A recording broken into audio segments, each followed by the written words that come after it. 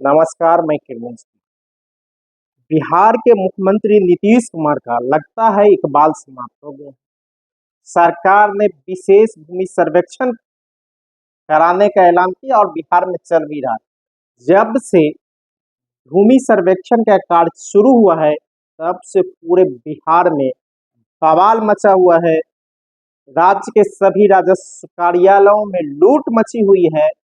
लोग कार्यालयों का दौरा कर रहे हैं, अपने खतियान खोज रहे हैं, अपनी खाता खोज रहे हैं, जमाबंदी खोज रहे हैं, लेकिन बिना पैसा का कहीं काम नहीं हो रहा है। अब जहां सरकारी जमीन पर लोग बसे हुए हैं, वहां पर खूब माफियाओं की नजर है। ताजा घटना नवादा की है। नवादा में 18 सितंबर की रात में महादलित परिवार के 80 घरों को जला दिया गया और महादलित परिवारों को जलाने के लिए भी दलित का साथ लिया गया और इस तरह के खेला पूरे बिहार में शुरू हो गया है। जहानाबाद में एक व्यक्ति अपने घर पर आए, भूमि सर्वेक्षण के लिए आवेदन करने, उसकी हत्या कर दी गई। यूं कहिए कि पूरे बिहार में भूमि सर्वेक्षण के नाम पर बवाल मचा हुआ है और विधि व्यवस्था भी इससे प्रभावित होने लगा है। हालांकि नीतीश कुमार का चौथा कार्यकाल 2000 से 2025 का कार्यकाल एक तरह से लग रहा है नीतीश कुमार का बिहार में इकबाल समाप्त हो गया है। प्रशासन पर उसकी पकड़ ढीली हो गई है। कहा जाता है नीतीश कुमार के बदले कोई और सरकार चला रहा है। कोई कह रहा है दिल्ली से ये सरकार चल रही है, तो कोई कह रहा है राजद का आरोप है कि पूर्व मुख्य सचिव दीपक कुमार यह सरकार चला रहे और मुख्यमंत्री नीतीश कुमार का कुछ नहीं चलता है। और जिस तरह से प्रशासन पर से सरकार के पकड़ ढीले हो गए हैं और राज्य में अपराध के ग्राफ बढ़ रहे हैं, भ्रष्टाचार का ग्राफ बढ़ रहा है, इससे लगता है कि नीतीश कुमार कहीं न कहीं अब फिसड्डी साबित हो रहे हैं। हालांकि उसकी पार्टी ने फिर से 25 से 30 नीतीश कुमार का नारा दिया है, लेकिन नीतीश कुमार मौन है, कुछ बोल नहीं रहा है। जो नीतीश कुमार लंबे लंबे भाषणों देने के लिए याद किया जाता था, 4-4 पेज का उसकी प्रेस विज्ञप्ति जारी होती थी, अब सिर्फ फीता काटता है, वहां कोई ना कोई भाषण देता है। तो एक तरह से कहा जाए नीतीश कुमार मौन है, लेकिन उसकी पार्ट 2025 की तैयारी में जुटी है। हालांकि सभी पार्टियां जुटी हुई है तैयारी में, लेकिन यह भूमि सर्वेक्षण और राज्य में बढ़ते अपराध के ग्राफ नीतीश कुमार के लिए काल बनेगा।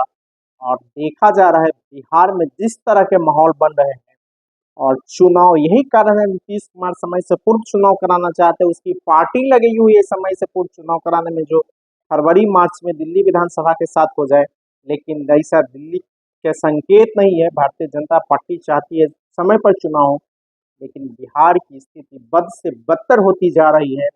नीतीश कुमार के इस कार्यकाल में एक सप्ताह के अंदर 13-13 पुल टूट जाते हैं।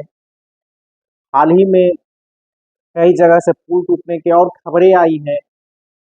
अपराध चरम पर है, सरकार अपराध रोकने में विफल हो गए, भ्रष्टाचार चरम पर है। तो आप कह सकते हैं कि एक तरह से नीतीश कुमार का इकबाल समाप्त हो गया। और जो विपक्ष आरोप लगा रहा है कि नीतीश कुमार प्रशासन पर से ढीली है, नीतीश कुमार आंख मूंद के रख गया है और सरकार कोई और चला रहा है, इस तरह की भी चर्चा है कि मुख्यमंत्री नीतीश कुमार संचिका पर दस्तखत नहीं करते हैं और जो संचिका मुख्यमंत्री सचिवालय से निकलते हैं उस पर से एक ही शब्द लिखा रहता है कि मुख्यमंत्री नीतीश कुमार की सहमति प्राप्त है और किसी का दस्तखत रहता है। तो आप कह सकते हैं नीतीश कुमार की ढीली प्रशासन पर से हो गए।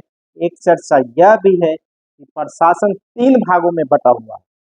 3 भागों में एक बीजेपी को मान रहा है, एक नीतीश को मान रहा है और एक विपक्ष को मान रहा है। देखिए, यह कारण नीतीश कुमार ने ही पैदा किया।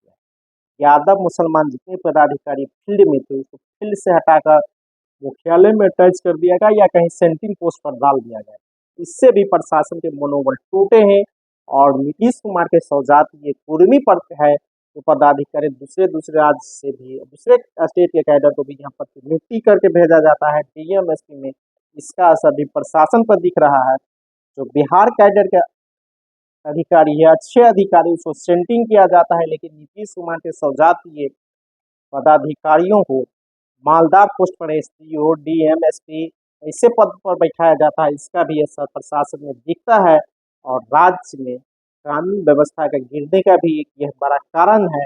साथ ही साथ सरकार अपराध पर कम और शराबबंदी पर ज़्यादा ध्यान देती है, क्योंकि कमोट प्रशासन की शराबबंदी में ही कहा जाता है और शराब बालू पर अधिकारियों का ज़्यादा ध्यान रहता है, लेकिन अपराध कंट्रोल करने में नहीं। यही कारण है कि बिहार में वो माफियाओं का मनोबल बढ़ने लगा है। अब दलितों के घर को जलाया जाना, नवादा में दलितों का घर जला दिया गया और कई जगह राज्यों में दलितों के घर उजाड़े जा रहे हैं, जो बास्केट के परसा में बसे हैं, जो सरकारी जमीन पर बसे हैं, उसे उजाड़ने का अभियान चला रहा है। और नीतीश कुमार की सरकार में एक तरह से कि उजाड़ो अभियान चल रहा है। और अब तो सीधे चाहे पटना के फतुहा में हो, दलितों के घर जलाए गए थे, आज नवादा में हो गया। इस तरह से नीतीश कुमार की सरकार में लगातार दलितों पर हमले हो रहे हैं, दलितों के घर जलाए जा रहे हैं, लेकिन प्रशासन कार्रवाई करने के बजाय मौन धारण किया हुआ है। सरकार भी चुप बैठी हुई है और जिस तरह नीतीश कुमार के प्रशासन पर से पकड़ ढीले हो गए, इसका नतीजा आने वाले विधानसभा चुनाव में भी देखने को मिल सकता है। देखिए, नवादा में जो घटना घटी है काफ़ी दुखद है और इसको लेकर के साफ पता चल रहा है कि ये डबल इंजन की सरकार में लगातार जो है इस तरह के काम हो रहे हैं। जो भी दोषी है, जिन लोगों ने भी आग लगाई है, उन लोगों को जो है गिरफ्तार जो है करना चाहिए, कानूनी कार्रवाई करनी चाहिए। वन नेशन वन इलेक्शन को लेकर मांझी जी कह रहे हैं कि इसमें यादवों की साजिश है और मांझी जी मुख्यमंत्री भी रहे हैं, मांझी जी केंद्र मंत्री भी है। केंद्र मंत्री का दर्जा आप समझ सकते हैं, मुख्यमंत्री का ही लेवल का होता है। और जो भी बात उन्होंने कही है, उनको तथ्यों से लेना देना नहीं है। मांझी जी, उनका बेटा आरएसएस स्कूल से पढ़ा लिखे लोग हैं। जो आरएसएस के लोगों ने थमा दिया, उसको केवल वही जो है पढ़े हैं, तथ्य से सच से उनका कोई वास्ता नहीं है। और भाई केंद्र मंत्री है, जाए ना, मुख्यमंत्री को मेमोरेंडम दिए हैं क्या, मिले हैं क्या? किनकी सरकार है? दिल्ली से लेकर के बिहार तक तो उन्हीं की सरकार है। जिन लोगों ने आग लगाई, जाओ पकड़ो, जेल में डालो, क्या दिक्कत है? लेकिन बिना तथ्यों के जानकारी के कुछ भी नहीं बोलना चाहिए। नवादा में मुसहर और चमार जाति के लोग बरसों से एक जगह पर रह रहे हैं। दुसाध जाति के भी लोग वहां पर रह रहे हैं, लेकिन यही विरोधी दल के लोग और खास करके जो यादव समाज के लोग हैं, वे लोग जमीन के ये में एक आध दो दुसाध जाति के लोगों को अपना पक्ष में कर करके उनको आगे बढ़ा करके यहाँ घटना का अंजाम दिया है, जिसका प्रमाण यह है कि पुलिस जब पकड़ा धरी किया है तो 12 को ज़्यादा भी लोग पकड़े गए हैं।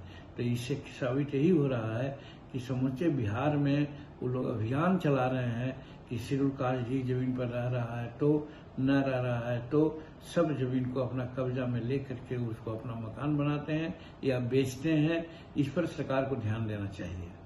सर, ये कहा जा रहा है कि अपोजिशन के लोग ये तोहमत लगा रहे हैं कि दलित नेता कुछ बोल नहीं रहे हैं। दलित नेता है कौन? दलित नेता जीतन मांझी क्या नहीं है? दलित तो शुरू से बोल रहा है। विधानसभा में जब विधानसभा के सदस्य थे, उस समय भी हमने ये कहा था कि बिहार में 70% परमाना पर्चा का जमीन है, एक पार्टी विशेष के लोगों के कब्जे में है, कब्जा किया जा रहा है, उस पर सरकार ध्यान दे। तो जब बिहार विधानसभा में जीतन मांझी बोल सकता, तो जीतन मांझी तो दलितों में भी सबसे दलित आदमी है जो उसने कहा है। तो इस बात का तो लोगों को समझदारी होनी चाहिए।